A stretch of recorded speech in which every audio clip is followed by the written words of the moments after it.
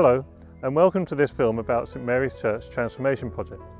My name is Tim Fulsham and behind me stands the Church of St Mary's, a 900-year-old building that lies in the centre of the village of Billingshurst. We're about 5 miles away from the South Down National Park, and this glorious spire can be seen not only from the whole village but also from many miles away in the wonderful West Sussex countryside. It's been at the centre of the village for, 1,000 years or more, since 1100 and something. And it's underused. It's only busy a couple of days of the week. And those of us in the church community would love to see the wider Billingshurst community able to access the church, able to use it for education events, able to use it for kind of social events, able to kind of come together and be a community and support each other in that space. As with any church building of this age, there are great big, heavy, thick oak doors when you first arrive. And as a visitor to the church, that's not a very welcoming sight. So whether you're a mum with a buggy, or whether you're in a wheelchair, or whether you have any sort of mobility issue, we want to make sure that you feel considered and that it's for you to choose how you come in and out of the church. So one of the most important things for us is having them open permanently during daylight hours, and then after that there will be automatically operated doors from a button by the church entrance, and that people can choose to come in and leave whenever they want to.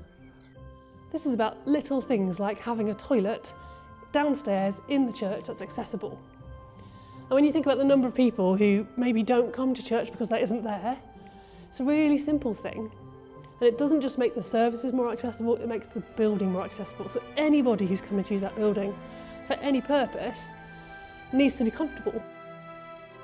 And another aspect of the work in the tower is to put in a mezzanine. You will notice on the left-hand side a very long, steep, narrow line of steps that goes up to the bell ringing chamber. And this is quite a concern for many people going up and down.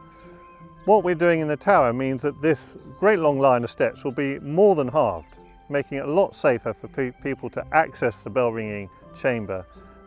Now, bell ringing, of course, is one of the most wonderful British pastimes that have been going on for centuries and centuries, and we love hearing the bells here in Billingshurst, but they need maintaining. And the moment to maintain the bells, you actually have to harness up, go up quite a long ladder. It's almost impossible to carry anything when you go up, and then do what you need to do, and then in your harness come down again. However, we're going to change that by putting in a mid-story platform, and that will really make it easier, not only for the bell ringers to maintain their bells, but also for inspecting the roof space, maintaining the roof, and also promoting our SWIFT program. And as you can see, we're in this beautiful space with high arches, a lovely high barrelled roof with bosses, and in various places there are lovely stained glass windows. We have one problem though, and that is these pews. And as you can see, this church is full of them. Now, pews have done a great service, there's no knocking them, the job has been well done. But today, in today's world, they are in the way. We don't all want to, well, first of all, there aren't so many people coming into church to hear a sermon, and we don't all want to sit all like this. Those days are gone. The pews did a good job, but actually we need more versatility. It's really important. And when you take out the pews, then you can do so much more with that floor space. So if you imagine like a whole day in the week time, where maybe in the morning we maybe could have like coffee for isolated people, and they can just come up, sit down together, have a chat, have a cup of coffee, have a bit of that social life. We know there's so much isolation, even in an affluent village like ours. And then maybe in the middle of the day there might be some people able to use it for a club or a class of some kind, maybe like an art class or like a mental health drop-in session. And then maybe you could have a choir coming in and using it as a rehearsal space, and then in the evening there could be informal worship time. So many different uses. If we can make that building more accessible and easier to use for people, I can just see it becoming this real kind of exciting hub. In this corner over here, we have what we call the Lady Chapel. It's a beautiful chapel, as you can see, but we want to enclose this arch and enclose the arch a little further through to make it completely soundproof. So this area can be a really special quiet area when outside is noisy, or the other way around. When the outside wants to be quiet, this can be noisy, especially when we have kids. Through here we have the vestry. Now when we open the church permanently during the day, these curtains are not secure enough. So we're going to be bringing what we call the Morris screens from the tower, and they are going to fill this arch and the arch on the other side to make the vestry area a lot more secure. This whole side here we're going to make into our cafe area.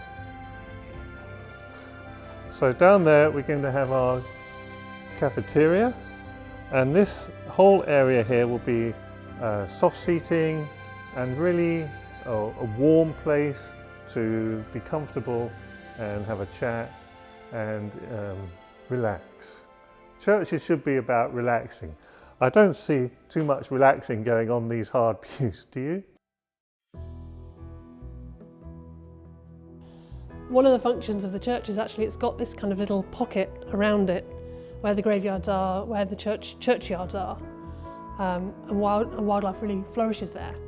So walking through day by day and seeing the seasons turn, seeing the birds come back in the summer, seeing the bees kind of on the churchyard wall, seeing the different plants and the different animal life, the different species in the churchyard, is I think something that's really unique in the centre of a village.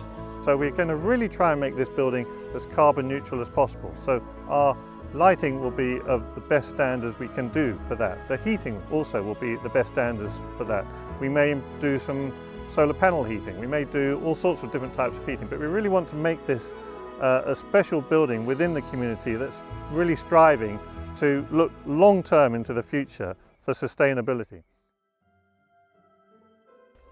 So as you can imagine, all this doesn't come for free. It comes at a pretty hefty price. So we have decided in this project to split it into two phases. The first phase will cost about £360,000 and will be all the work in the tower and a little bit around the vestry. And then the second phase, well, that's the bigger amount of money. It's a whopping £1 million probably. All of these things we're doing in this church are going to be lasting forever.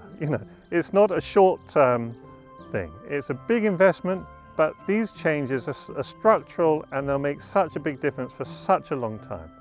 I think it really opens up the possibilities of what that space can be, and we can take this building, which is so beautiful, and secure its future and secure its use for thousands of people for another, however many hundreds of years. It'd just be amazing. Go to our website. There you will find a lot more information. You will also find that you can make a donation there using the Just Giving. So thank you everybody for the support that we are continually receiving, and we really hope that you will be inspired by this project, and for many generations to come, this place will be an inspiring place for everyone. Thank you.